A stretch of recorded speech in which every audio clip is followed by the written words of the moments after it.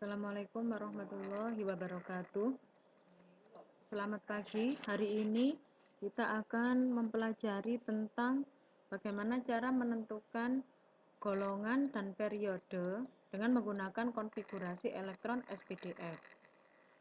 Pada materi sebelumnya, kalian sudah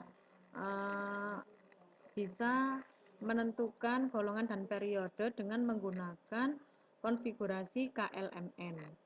Ya. Apa bedanya antara konfigurasi KLMN dengan SPDF? Bedanya itu begini.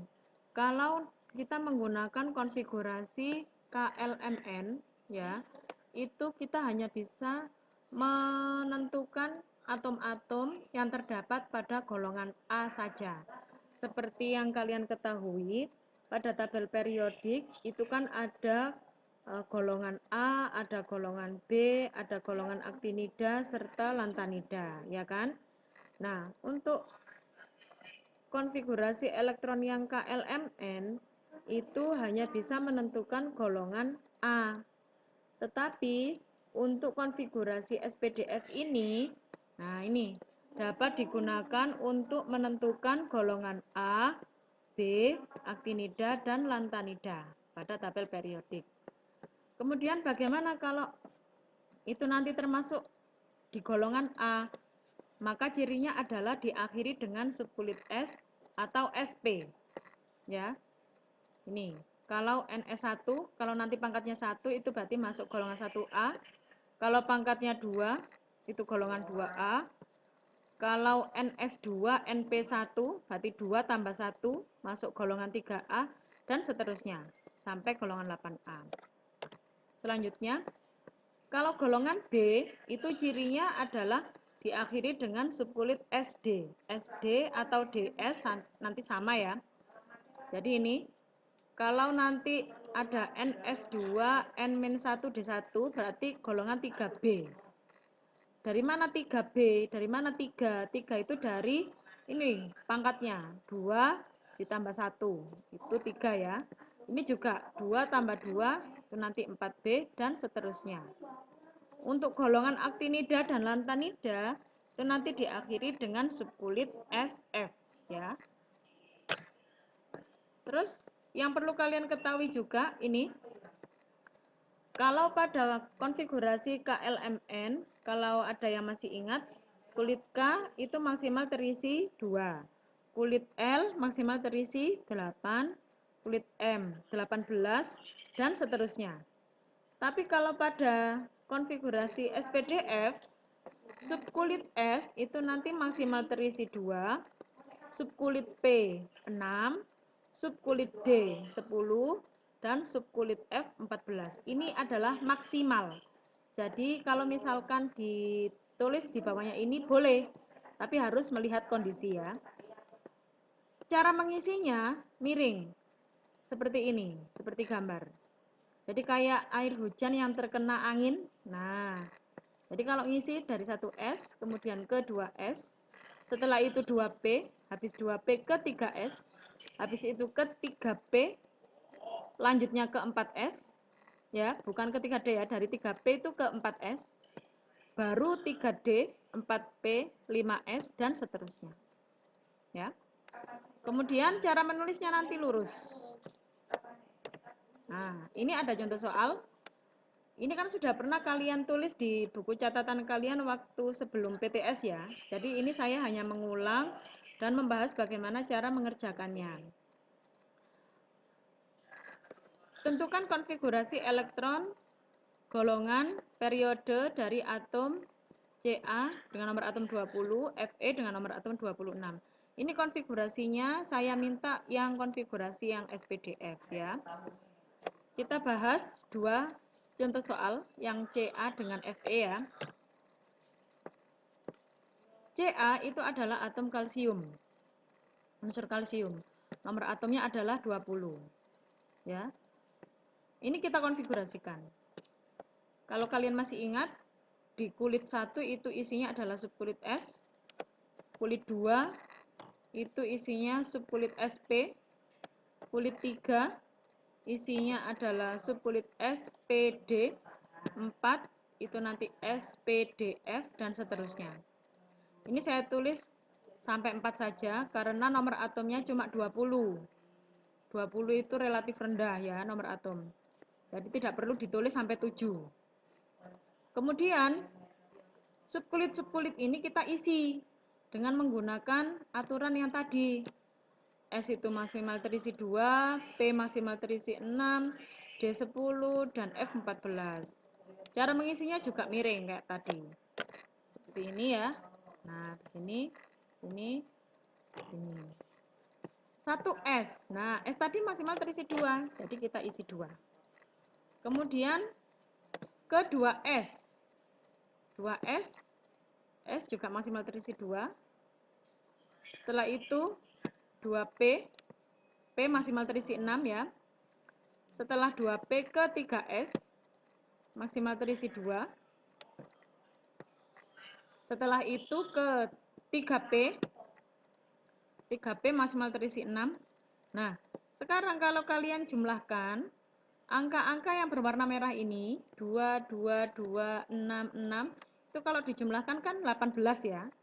Sedangkan yang diminta pada soal itu adalah 20. Berarti kan kita masih kurang 2 agar persis 20. Berarti di mana sisanya kita mengisi? Di 4S. Jadi setelah 3P itu ke 4S dulu. Karena kurang 2, maka di sini kita isi 2. Setelah itu kita tulis. Kita tulis mulai dari atas ya, 1S2, 2S2, 2P6, 3S2, 3P6, 4S2 ya. Lalu ini kan subkulit panjang banget ya. Bingung. Jadi kita singkat. Karena ini terlalu panjang, jadi kita singkat. Nyingkatnya bagaimana? Nyingkatnya begini. Pakai atom-atom golongan 8A. Atom-atom golongan 8A itu ada 6. He, Ne, Ar, Kr, Xe, Rn. Nomor atom He2, nomor atom Ne10, Ar18, Kr36, Xe54, Rn86, dan sampai 86 ya. Nah, kalau misalkan bingung, bisa menggunakan jembatan keledai ya. Ini sama kita bisa menggunakan jembatan keledai. He nek arep kerupuk sesuk rinio. He nek arep kerupuk sesuk rinio. Ya, itu mempermudah kita dalam menghafalkan ini. Dan jangan lupa dihafalkan nomor atomnya juga. Setelah itu, apa hubungannya dengan ini tadi? Hubungannya begini. Kita harus memilih salah satu di antara 6 ini, ya. Hanya di atom-atom golongan 8A ini, tidak boleh yang lain. Yang nomor atomnya kurang dari 20, kurang dari yang ditanyakan soal, tapi yang paling mendekati. Ya, jadi kita milih AR. AR ini kan paling dekat dengan 20 dan tidak melebihi 20. Jadi kita milih AR. Kalau milih KR boleh enggak? Enggak boleh, karena melebihi 20. KR kan nomor atomnya 36. Jadi kita milih AR. Terus kita tulisnya bagaimana? Tulisnya kayak gini. Jadi AR itu kan mulai dari 2, 2, 6, 2, 6. Ini kan 18 ya. Nah, ditulis AR karena sama dengan nomor atomnya AR. Terus sisanya adalah 4S2, ditulis 4S2. Oke, setelah itu kita tentukan golongannya. Oh, ini berakhir di subkulit S, berarti dia masuk golongan A. Berapa A? Golongan 2A. 2 ini dari ini. Dari pangkatnya. Ini sebenarnya pangkat ya, tapi tidak saya tulis pangkat. A itu dari ini, karena berakhir di subkulit S, seperti di slide sebelumnya. Periodenya 4. 4 itu dari mana? Dari ini. Ini menunjukkan periode. Ya, jadi kulit itu menunjukkan periode, subkulit menunjukkan golongan, elektron yang terdapat pada subkulit itu menunjukkan golongan juga. Ya. Lanjut ke Fe. Fe dengan nomor atom 26. Sama seperti tadi, kita tulis 1S, 2 isinya berarti subkulit SP, 3 isinya SPD, 4 SPDF. Ini saya tuliskan sampai 5 SPDF juga. Setelah itu kita isi. Cara ngisinya miring ya, ingat. 1 S2, kemudian 2 S2, 2 P6, ketiga S2, 3 P6. Setelah itu jangan lupa ke 4 S2 dulu. Nah, ini kalau kita jumlah 2, 2, 2, 2, 6, 6 itu jumlahnya adalah 20. Sedangkan mintanya ini adalah 26. Berarti setelah 4S, nah begini kan, seret ini. Kan habis sudah. Kita ke 3D. Sejumlah 6. Loh Bu, katanya D tadi maksimal terisi 10. Itu maksimal. Karena ini kurangnya cuma 6, jadi boleh diisi kurang dari 10. Ya.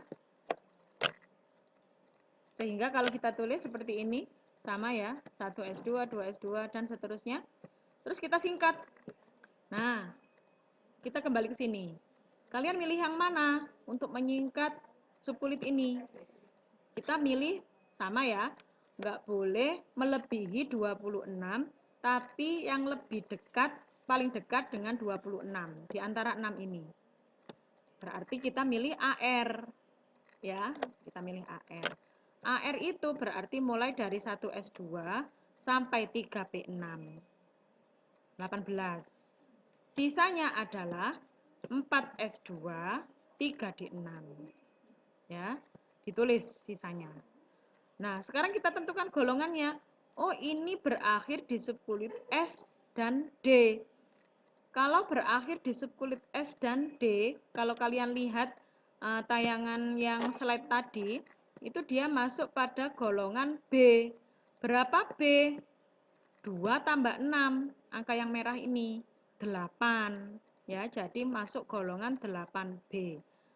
Periodenya ini kan ada 2 macam, 4 dan 3, maka milih yang paling besar. Milih paling besar ya. Tuh, berarti periode 4. Oke, semoga keterangan ini bermanfaat. Kemudian ini adalah soalnya. Ya. Silakan dikerjakan di buku catatan kalian dan fotonya dikirim di Google Form. Terima kasih. Assalamualaikum warahmatullahi wabarakatuh.